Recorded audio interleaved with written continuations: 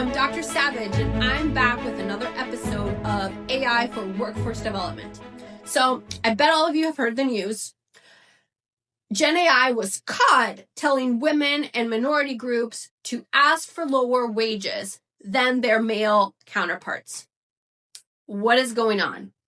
So, in the past, we learned, yeah, you can use Gen AI to help you in your negotiations, to help you write these cover letters.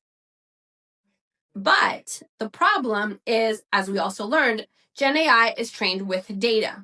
And then once it learns patterns from the data, you can then ask it to generate content. For example, help you create content for negotiating better salaries with your potential future boss.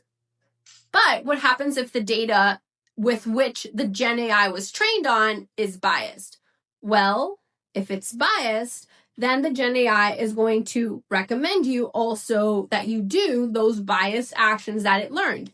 And so the Gen AI got data that was biased, primarily because what usually happens is that women and minority groups ask for lower wages. And so the Gen AI learned, oh yeah, the women and minority groups should ask for lower wages. And so if you ask me to create a negotiation letter, I'm going to create one that is also biased because that's what I learned.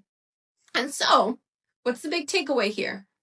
Well, Gen AI has biases in its recommendations that can come directly from the data with which it was trained with.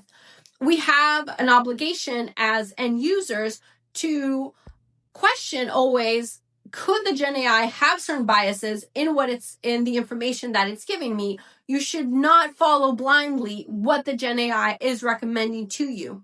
Instead, you can also even do some testing. For example, asking it to generate the same content, now considering that you're a male and maybe even a white male living in the United States, and see the type of recommendations that it gives to you.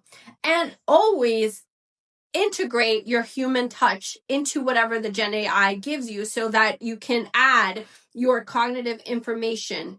And so this way you can collaborate with the AI, and that way you might be able to overcome some of the biases that the AI can have, because you might be more aware about, you know what, it's well known that most of the data that the AI will likely have about wages is going to be biased because that's the reality in which we live. And so I might not listen blindly to the recommendations that the AI is giving me. And so I hope you like this episode, and we'll continue talking about Gen AI for workforce development, but always remember it can have biases.